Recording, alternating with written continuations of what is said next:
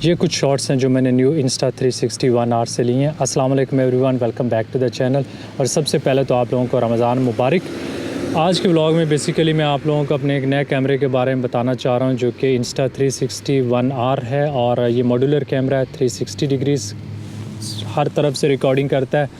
इसके साथ एक और 4K मॉड भी मिला है जो कि GoPro की तरह का है, और उसको मैं यूज़ नहीं कर रहा हूँ। आज के व्लॉग में सारी रिकॉर्डिंग जो है 360 कैमरे से करूँगा, क्योंकि मैं सोलो ट्रैवल कर रहा हूँ और इससे जो एंगल्स आते हैं वो किसी और कैमरे से नहीं आते। और सबसे पहले जो है हम थोड़े बहुत टेस्ट करेंगे, रिकॉर्डिंग करेंगे डिफरेंट माउंट से, और उसके बाद जो है देखेंगे क्या ये कैमरा वर्थ बाइंग है, स्पेशली क्योंकि मेरे पास और भी बहुत ज़्यादा इक्विपमेंट है। तो सबसे पहले जो है वो मैं अपने हेलमेट के ऊपर और साइड पे जो माउंट लगे हैं मैं यहाँ से रिकॉर्ड करता हूँ और देखते हैं कि कैसी आती है इसकी रिकॉर्डिंग।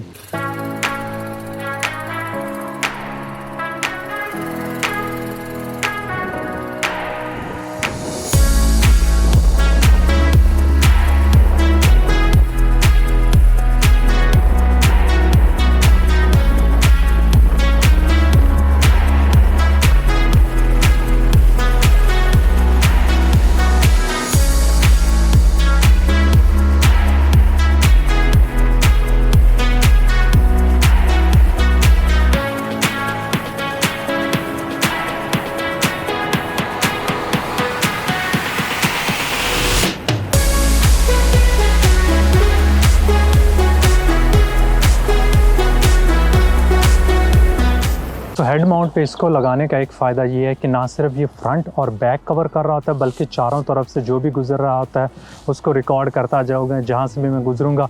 और बाद में अगर मैं देखता हूँ कि कुछ इंटरेस्टिंग सी चीज़ है तो मैं एंगल जो है घुमा के वो उस जगह को रिकॉर्ड करके बंदा जो है वीडियो में डाल सकता है, वो और थोड़ी सी इंटरेस्टिंग हो जाती है। और स्पेशली अगर एक मैं इसको जो अपने साइड पे लगाता हूँ तो वो व्यू आता है जैसे बंदा आपके पीछे बैठा है, एक पवेलियन आपने साथ बिठाया हुआ है उस एंगल से। और राइट साइड पे अगर लगाया तो राइट साइड का सारा ये कवर कर रहा होगा, और अगर लेफ़्ट पे लगाया तो लेफ़्ट साइड भी कवर कर रहा है, जो कि GoPro से मुमकिन नहीं है कि उसको तो आपने एक एंगल देना होता है कि इधर ही भाई रहना है। इसको आप जो है बाद में अपनी मर्ज़ी से जो है चेंज कर सकते हैं। अभी जो है मैंने एक जो मेरी सबसे फेवरेट पोजीशन है इसको लगाने की, वो आप ये देखें, मैंने इधर लगा दिया है जी, अपनी सेल्फ़ी स्टिक को लगा दी है। अभी तो मैंने बहुत बड़ी की है, इसको जो है ना थोड़ा सा छोटा करता हूँ, इससे पहले कहीं किसी गाड़ी वगैरह में जो जाके लगे। और यहाँ पे मैंने एक माउंट लगाया हुआ है ये सामने, इसके ऊपर मैंने सेल्फ़ी स्टिक जो है माउंट कर दी है। और सिमिलरली मैंने एक जो है यहाँ पे ये वाली स्टिकी माउंट भी लगा दी है। तो मैं इन दोनों एंगल से जो है इसको करता हूँ। इससे लगाने का ये है कि वो एक फ़ील आती है कि आपके साथ जो है ना या तो कोई बंदा रिकॉर्ड कर रहा है और या फिर ड्रोन उड़ के जा रहा है। और अभी यहाँ पे थोड़ी सी ट्रैफिक ज़्यादा है, इसलिए मैं इसको जो है ना साइज़ सेल्फ़ी स्टिक का थोड़ा सा कम करता हूँ, ये ना हो कि कहीं जाके किसी के अंदर बच जाऊँ। इसलिए मुझे थोड़ा सा एहतियात से यहाँ पे चलाना है। और स्पेशली क्योंकि ये जो रोड सामने गुजर रही है यहाँ पे 70 से कम तो लोग चलाते ही नहीं है ना, 70 तो मिनिमम ऑलमोस्ट है यहाँ पे।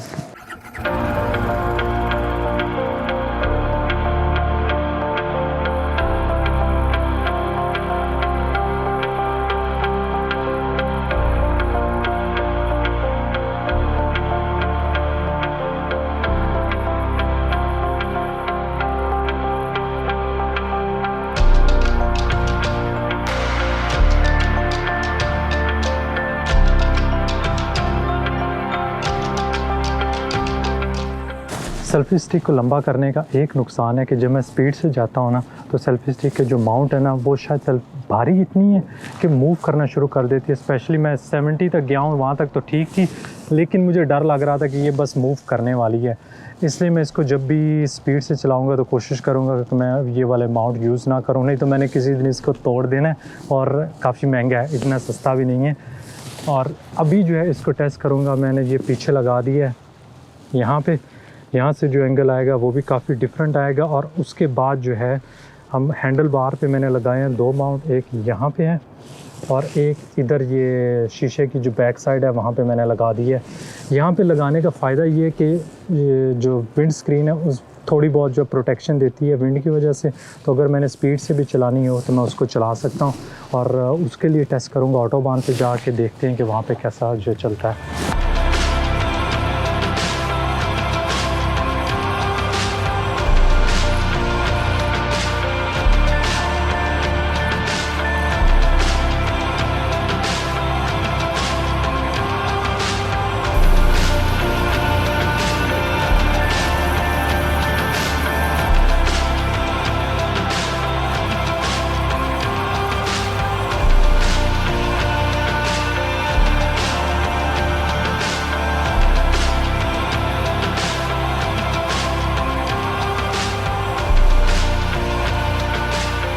बहुत गर्मी थी आज और स्पेशली रमज़ान की वजह से मोटरसाइकिल पे और भी थोड़ा सा हो जाता है। आज मेरे ख्याल में 28-29 डिग्रीज़ है और इसमें अगर आपने सारा गियर वगैरह पहना तो काफ़ी हीट हो जाती है, इसलिए पानी वगैरह ना पीने की वजह से थोड़ा सा मसले मसाइल होते हैं, इसलिए मैंने ज़्यादा ड्राइव नहीं की। ये है जी कैमरा। और एक ख़ास बात जो मुझे इनकी लगी, इन्होंने ये एक हुड सा प्रोवाइड किया जो मेरे ख्याल में गोप्रो वगैरह को भी देना चाहिए, और ये काफ़ी प्रोटेक्टेड इसमें रहता है, लेंस स्क्रैच वगैरह नहीं पड़ते। तो ये है जी कैमरा। और इसको खोल के मैं आपको थोड़ा सा दिखा देता हूँ कि इसके जो माउंट्स वगैरह हैं वो सिमिलर हैं जैसे गोप्रो वगैरह के होते हैं, तो इसलिए मुझे जो है एक्स्ट्रा इसके लिए ख़ास एसेसरीज़ वगैरह ख़रीदने की ज़रूरत नहीं पड़ी, क्योंकि मेरे पास गोप्रो है और मैं उन्हीं को यूज़ कर रहा हूँ। ऐसे है जी कैमरा, और आराम से ये मॉड्यूलर कैमरा है, इसको खोल सकते हैं, ये नीचे से बैटरी उतर जाती है। और ये इसका जो 360 मॉड है, उसके अलावा ये एक मॉड है मेरे पास पड़ा हुआ 4K मॉड, ये सिमिलर है जैसे गोप्रो है। इसको मैंने अभी यूज़ नहीं किया, इसके लिए अभी भी इसके ऊपर कवर है क्योंकि मैं गोप्रो यूज़ कर रहा हूँ। ये इस कैमरे का बॉक्स है और ये मिला मुझे 510 यूरोस प्लस एक एक्स्ट्रा बैटरी बहुत ज़रूरी है इसलिए चाहिए थी मुझे 34 यूरोस, तो almost 550 euros, so not very cheap. और उर्दू में भी बता देता हूँ, 550 यूरो। मैंने इससे पहले भी Insta1X यूज़ किया था जो इसका पुराना मॉडल था। अगर आपने मेरे व्लॉग देखे हों ग्रिंडलवाल्ड में विंटर स्लेजिंग वाला, उसके अलावा आयरलैंड में मैंने यूज़ किया था, शायद एक दो और व्लॉग्स में मैंने यूज़ किया था, लेकिन उसको मैंने 2-3 महीने यूज़ करने के बाद बेच दिया था। उसकी तीन मेन रीज़न थी। एक तो उसकी बैटरी लाइफ बहुत घटिया थी, 15-20 मिनट यूज़ करता था, उसके बाद बैटरी जो है वो ख़त्म। दूसरी पोस्ट प्रोसेसिंग, उसकी सारी पोस्ट प्रोसेसिंग होती थी मोबाइल की ऐप में, तो पहले कैमरे से मोबाइल पे फुटेज जो है वो डाउनलोड करो, उसमें लग जाते थे 15-20 मिनट, फिर उसको एडिट करो और उसके बाद आप अपने कंप्यूटर पे ट्रांसफ़र करो, और जो भी आप सॉफ्टवेयर यूज़ कर रहे हो अपना व्लॉग बनाने के लिए, एडिट करने के लिए, प्रीमियर प्रो या फाइनल कट, तो उसमें करना पड़ता था। उनकी जो डेस्कटॉप ऐप थी उस वक्त इतनी अच्छी नहीं थी, लेकिन अभी जो डेस्कटॉप ऐप है उसमें काफ़ी इम्प्रूवमेंट हैं, तो मेरे ख्याल में जो फंक्शंस मुझे चाहिए थे वो अभी उसमें हैं। तो ये दो मसले जो हैं ना वो हल हो गए हैं। और तीसरा बड़ा मसला है इसकी पिक्चर क्वालिटी का। ये जो रिकॉर्ड करता है ये 5.7 के इसका फ्रंट और बैक दोनों मिला के है, और ये रिकॉर्ड करता है 360, और मुझे चाहिए एक दरमियान में छोटा सा एरिया जो कि मैं यूज़ करता हूँ अपने ब्लॉग्स वगैरह में, वो यूज़ करना होता है। तो उसको जब मैं क्रॉप करता हूँ वो रह जाती है 720p से लेके 1080p तक, तो इतनी अच्छी क्वालिटी नहीं रहती और डायनामिक रेंज इतनी अच्छी नहीं है कि जब मैं उसके ऊपर कलर ग्रेडिंग करता हूँ तो कलर्स इतने अच्छे नहीं आते।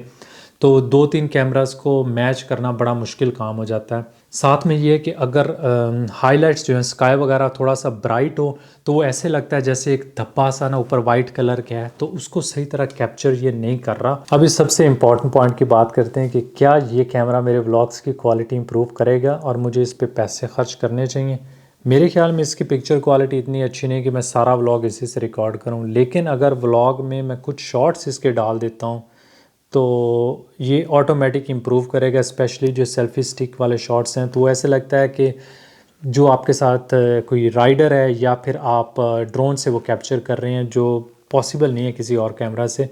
और उसके अलावा अगर मैं हाइकिंग के लिए जा रहा हूँ तो मुझे अभी कैमरा रख के ऊपर जाना पड़ता है, फिर मैं नीचे आता हूँ, फिर मैं कैमरा उठाता हूँ, तो वो मुझे बार बार ऊपर नीचे जाना पड़ता है, तो वो भी मेरा काफ़ी हद तक जो है वो बच जाएगा। और इसलिए मैं अभी तो इसको रख रहा हूँ, इससे कुछ व्लॉग बनाऊँगा। स्पेशली अभी अगले दिनों में मैं अपना एरिया जो एक्सप्लोर करूँगा, रमज़ान चल रहा है तो इसलिए मेरी कोशिश होगी कि मैं लंबे टूर ना लगाऊँ, 2-3-4 घंटों के लिए अपना एरिया एक्सप्लोर करूँ, उसके व्लॉग्स वगैरह बनाऊँ, आप लोग वो देखें और साथ साथ मुझे थोड़ा बहुत जो है वो फीडबैक देते रहें कि आपको क्या लगता है कि इसने कोई थोड़ी बहुत क्वालिटी इंप्रूव की है या नहीं की। और आज के लिए इतना ही।